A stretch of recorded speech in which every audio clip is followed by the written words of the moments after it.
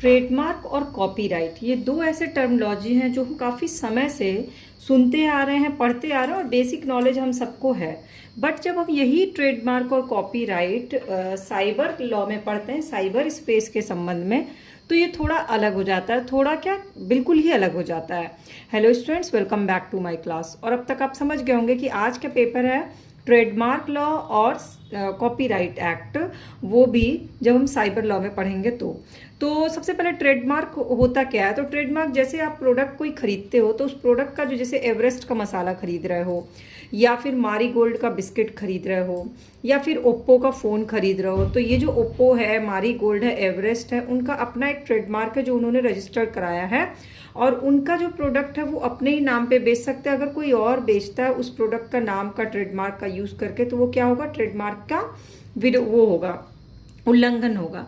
लेकिन जब हम साइबर लॉ में या साइबर स्पेस में देखते हैं तो ट्रेडमार्क एक आभासी, मतलब कि वर्चुअल चीज़ है जो दिखती नहीं है, मतलब जो, और जिसको आप छू नहीं सकते हैं, ऐसा चीज़ होता है। जैसे कि मैं जब आपको अपने YouTube चैनल का लिंक भेजूंगी तो एक URL एड्रेस होता है, वो URL एड्रेस मेरे चैनल का ट्रेडमार्क है, क्योंकि वो लिंक जो है वो मेरे चैनल का है। जब आप कोई वेबसाइट खोलते हो तो उसमें जो वेबसाइट पे कंटेंट आते हैं वो वेबसाइट के होते हैं। तो IPR में, इंटेलेक्चुअल प्रॉपर्टी राइट, जो हम पढ़ते हैं साइबर लॉ में, तो उसमें जो डोमेन नेम होता है वही होता है उसका ट्रेडमार्क।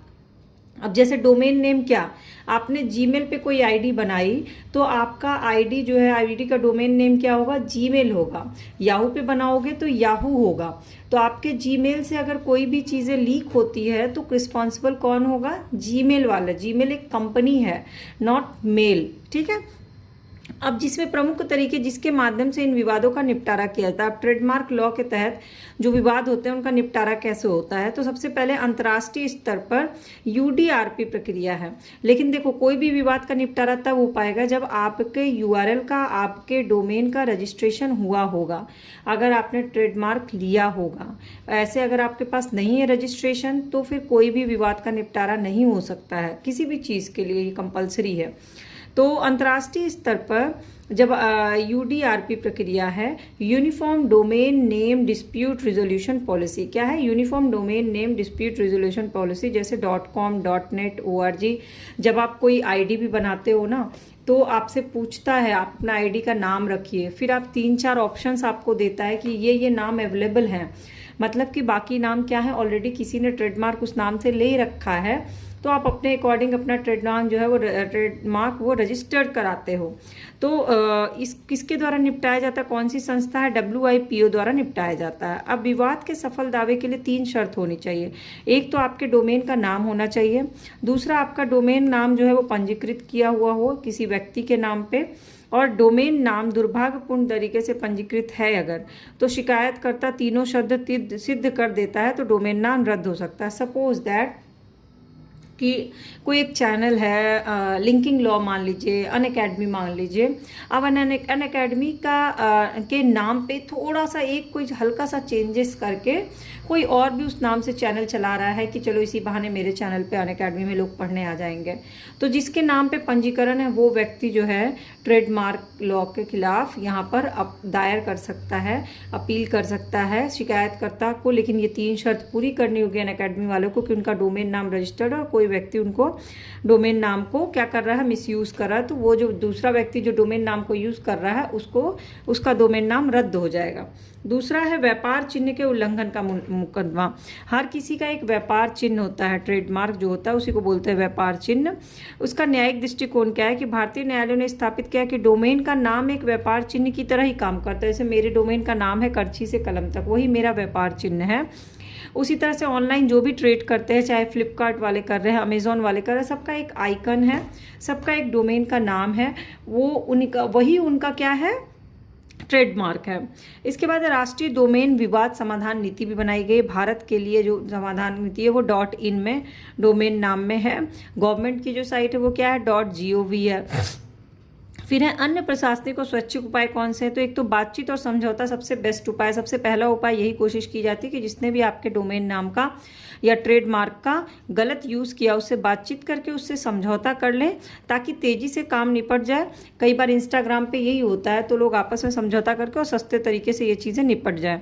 दूसरा होता है कि डोमेन रजिस्टर की नीतियाँ क्या हैं, जैसे कि गोडैडी ने रजिस्टर किया तो उसमें सेवा की शर्तों का अप्रूवल देना पड़ता है कि यस, आप कोई भी डोमेन रजिस्टर करते हो तो लास्ट में ऑप्शन आता है ना आई एग्री, वो कंपलसरी है।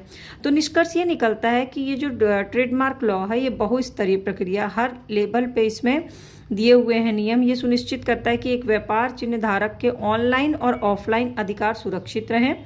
अगर वो ऑनलाइन भी ट्रेड कर रहा है तो भी, ऑफलाइन भी ट्रेड कर रहा है तो भी उसका अधिकार जो सुरक्षित रहना चाहिए। आधुनिक डिजिटल अर्थव्यवस्था के लिए अत्यंत अहम है, जैसे यूडीआरपी जो है वो इस सब प्रक्रिया को निपटाता है। अब दूसरा आता है कॉपीराइट। तो कॉपीराइट, अगर आप कोई, मैंने लास्ट क्लास में बताया कि कोई आप वीडियो बना रहे हो और उसमें आपने किसी फिल्म का म्यूजिक लगा दिया है तो आपके पास कॉपीराइट क्लेम का एक मेल आ जाएगा, क्योंकि आपने किसी और का म्यूजिक बिना परमिशन के यूज़ किया है। या तो वो कॉपीराइट क्लेम में आपको जो रेवेन्यू हो रहा है वो आपको उस कंपनी से, जिससे टी सीरीज़ की कंपनी या जिससे भी, उससे शेयर करना पड़ेगा। या फिर अगर आप किसी का कंटेंट पूरा का पूरा कॉपी कर लेते हो तो फिर आपका वो वीडियो ब्लॉक हो जाएगा। तो ऑनलाइन जो साइबर स्पेस में कॉपीराइट यही है। बाकी अगर साइबर स्पेस में नहीं देखे, बाहर अगर देखते तो कॉपीराइट अलग है। जैसे आप किसी की किताब को कॉपी कर लेते हैं, सेम टू सेम कोई बुक छापते हैं, तो वो कॉपीराइट है। बट हम वर्चुअल वर्ल्ड की बात करें, साइबर स्पेस में कॉपीराइट क्या है? तो कॉपीराइट किसी एकल अधिकार का नाम नहीं है, बल्कि ये अनन्य अधिकार का एक गुच्छा है। ये स्टेटमेंट कॉपीराइट के बारे में बोला जाता है कि कॉपीराइट के साथ कई अधिकार मिलते हैं और अधिकारों का गुच्छा है, जो धारा 14 अधिकार की सूची दी गई है। इसमें पहले तो पुनरुत्पादन का अधिकार, मतलब आपने कोई कृति, आप कुछ भी चीज़ बनाते हैं, कोई भी कंटेंट बनाते हैं, उसको कॉपी करने का अधिकार है। जैसे कि आप कोई पुस्तक लिखते हैं, उस पुस्तक को छापना, उसके सॉफ्टवेयर को डाउनलोड करना, ये अधिकार आपका है क्योंकि आपको ये कॉपीराइट मिला हुआ है। फिर आपसे परमिशन लेकर ही कोई आपकी पुस्तक में मूवी बना सकता है, कोई आपकी पुस्तक को दोबारा छाप सकता है, कोई पुस्तक को सॉफ्टवेयर के रूप में अपने उसमें डाउनलोड कर सकता है। सार्वजनिक संचार का अधिकार, अपनी कृति को जनता तक सुलभ बनाना, ये आपको कॉपीराइट के थ्रू ये अधिकार मिलता है। जैसे टीवी पे कोई फिल्म दिखाया जाए, पहले हॉल में देखते हैं, फिर नेटफ्लिक्स वाले या कोई भी ओटीटी प्लेटफॉर्म उसको दिखाता है, तो वो कॉपीराइट उनको मिलता है दिखाने का अधिकार, तभी वो दिखाते हैं, बिना परमिशन के नहीं दिखा सकते हैं। रूपांतरण और अनुवाद का अधिकार, जैसे चेतन भगत की किताबों पे पिक्चर बनती है तो अपनी कृति को संशोधित करने का अधिकार, जैसे पुस्तक का अनुवाद कराना हो, पुस्तक पे मूवी बने, तो इसमें जिसने कॉपीराइट लिया उसको ये अधिकार मिलता है कि वो परमिशन दे।